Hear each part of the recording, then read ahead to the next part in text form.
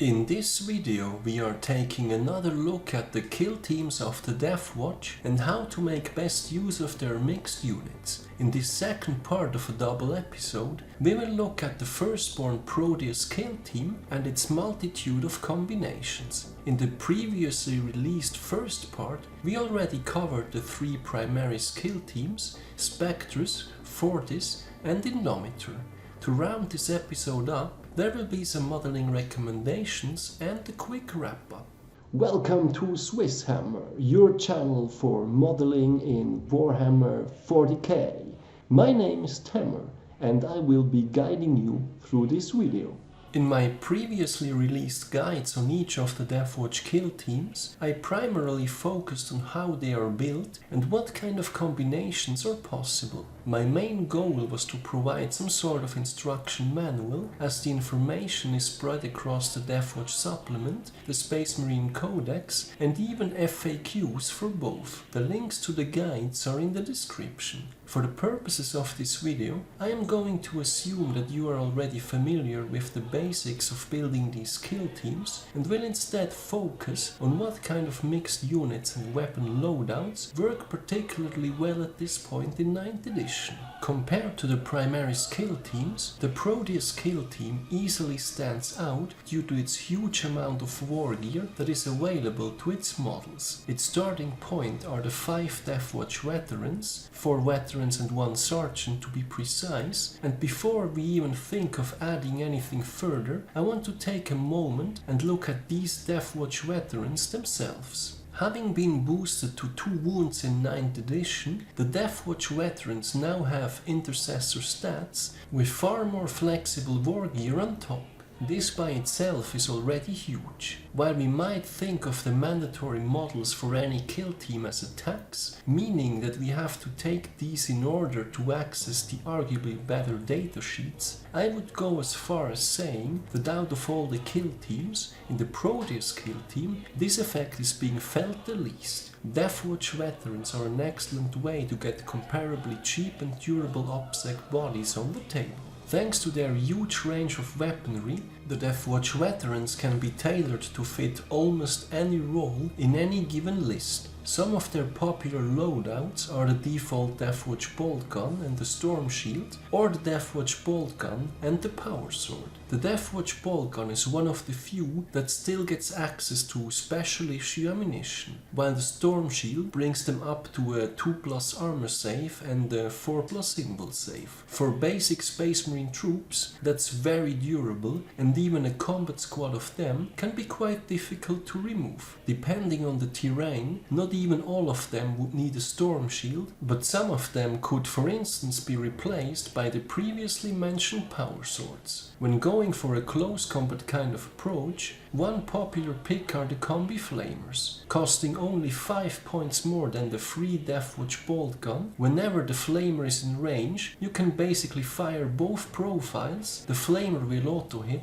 while the Bolter profile will suffer -1 to hit. With 9th edition putting a cap to hit modifiers, you might already be capped anyway, in which case firing both profiles does not even have any impact. Beyond that, the limit for heavy weapons on the Deathwatch Veterans is 4. If you were to add Terminators, where the heavy weapon limit is 3, you could get up to 7 heavy weapons in a single Proteus Kill Team. While the Deathwatch has more limited access to heavy weapons compared to Devastators, one unique heavy weapon is the Infernus Heavy Bolter, which is basically a Flamer and a Heavy Bolter. Just like with the previously mentioned Combi Flamer, you can fire both profiles and the Flamer will auto-hit, while the Heavy Bolter suffers from the hit penalty. With some of the great many options of the Deathwatch Veterans covered, let's have a look at adding additional models to the Proteus Kill Team. As far as Terminators and Vanguard Veterans goes, either of these can be added up to 5 and then used in the classic 5-5 split into combat squads, giving them ObSec. In a previous video about Deathwatch being ranked as bottom tier by a popular news site, we looked at the Terminate list by Dineth Liaganama, which featured multiple Proteus Kill Teams with 5 Vanguard Veterans with jump packs, lightning claws and storm shields. Using combat squads on all of them gives you a lot of durable ObSec bodies and good overall mobility. When it comes to the veteran bikers, while it is possible to use a combat squad of 5 of them, I would recommend making use of being able to turn them from bikers to infantry and mixing them up with 1 to 2 Vanguard veterans with jump pack. I have covered this in more detail in a previous video about how to best use veteran bikers, which I linked in the description below. In short, a popular combination is running at least 1 Vanguard veteran with jump pack alongside the veteran bikers and equipping them with power swords. This can be considered a lighter version of the popular Infantry Outriders combo seen with the Fortis Kill Team. What all of the above combos had in common so far is that they make use of specific combat squads, leaving the 5 Deathwatch veterans on their own. In all of the examples, we needed those 5 additional slots due to deployment and or keyword combos. But these kind of combat squads is not all that the Proteus Kill Team can do. So what about making further use of mixed units? The one big advantage is the inclusion of a black shield. I have covered black shields in more detail in a previous video, the link is in the description. In short, we get a weapon skill 2+ veteran with a stratagem that gives the whole Proteus Kill Team the ability to heroically intervene. He also gets extra attacks for wielding double close combat weapons, or his weapon skill 2+ can be used to compensate for the hit penalty on a power fist or the thunder hammers. In either case, whenever you are not going for combat squadding Vanguard veterans, Terminators, or doing the biker Vanguard veteran combo, I highly recommend to take the black shield, if points allow. Another big advantage of more mixed units is that we can use the mandatory Deathwatch Veterans as ablative wounds, equipping them with the previously mentioned Deathwatch Bolt Gun and Storm Shield combination.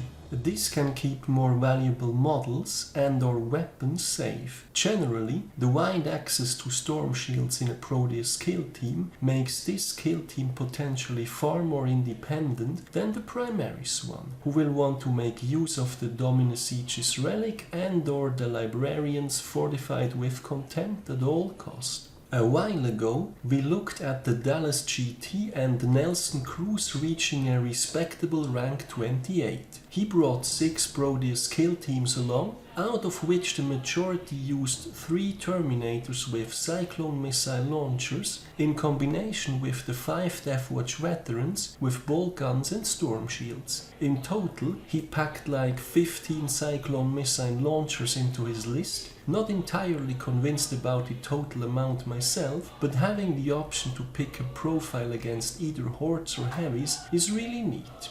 When including Terminators, what we also frequently see in competitive play is the Deathwatch Teleport Homer. Basically, the Teleport Homer lets you redeploy the entire squad. Activated during the start of the movement phase, they get put back into reserve, so they miss out for at least a turn, but nevertheless, being able to reappear elsewhere can be huge. Another advantage is that if you start the Proteus Kill Team carrying the Teleport Homer on the board, then activate it on turn 1, you basically get a Teleportarium-like ability for 5 points instead of a CP. Taking mixed units to the extreme, here is an example of a Proteus Kill Team that Lou Rollins used during the Salty Alliance GT. Aquila Specialism, Black Shield with Heavy Thunder Hammer, a Deathwatch Terminator with Hammer and Shield, including the Teleport Homer, Deathwatch Vets with Chainsword and Storm Shields, Vanguard Veterans with Thunder Hammers and Storm Shields, a single veteran biker, and the Sergeant with a mastercrafted Thunder Hammer. Besides being a close combat nightmare, this kill team can redeploy with the Teleport Homer, and it gets access to a variety of stratagems, which allows them to heroically intervene, fall back and charge, or even fall back and shoot, though I think the latter is not really what this has been tailored to. Anyway, we can always trust on Lou Rawlins to come up with some close combat Deathwatch goodies, it seems. Speaking of close combat, the Proteus Kill Team has also access to a variety of transports, including the unique Corvus Blackstar Flyer of the Deathwatch. That one will even hold the jump pack infantry, Terminators and bikers if you're going for mixed units. All in all, there is a lot of good stuff to be done with the Proteus Kill Teams. Perhaps because the 9th edition Primaris Kill Teams are far more recent, we have been seeing Proteus Kill Teams dominating Deathwatch tournament lists these past couple of months, with various degrees of success. Now that heavy intercessors are finally more commonly available, it will be interesting to see if and how that will change. As always, I encourage to keep an open mind for all of the kill teams of the Deathwatch.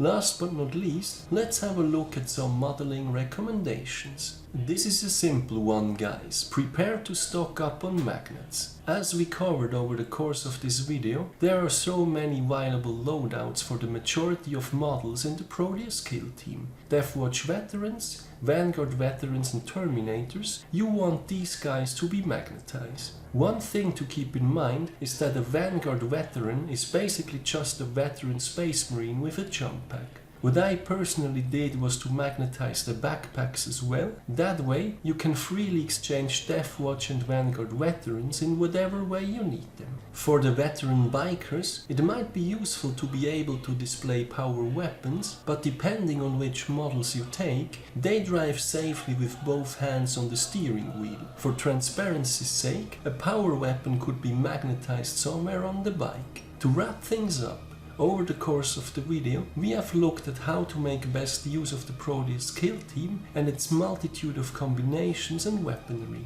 Perhaps a bit unlike the Primaris Kill Teams, the Deathwatch Veterans can be seen as less of a tax due to their immense flexibility. Commonly seen loadouts for them are Deathwatch bolt guns with special issue ammunition in combination with storm shields, or a variety of other weapons, including combi flamers or power swords. They can also bring up to 4 heavy weapons, combined with the 3 heavy weapons of the Terminators, that's up to 7 heavy weapons in a single Proteus Kill Team. While Vanguard Veterans and Terminators can be added as a classic 5-5 split into combat squads, for the veteran bikers, I recommend pairing them with at least one infantry model to give them the infantry keyword. When going for a more mixed units approach, the Black Shield with his weapon skill 2+ is a great option, so is adding at least one Vanguard Veteran with jump pack and or a veteran biker for access to further stratagems. Over the course of the video, we have looked at several Proteus Kill Team examples played at tournaments, including 3 Terminators with Cyclone missile launchers or Lou Rawlins' close combat centric kill team.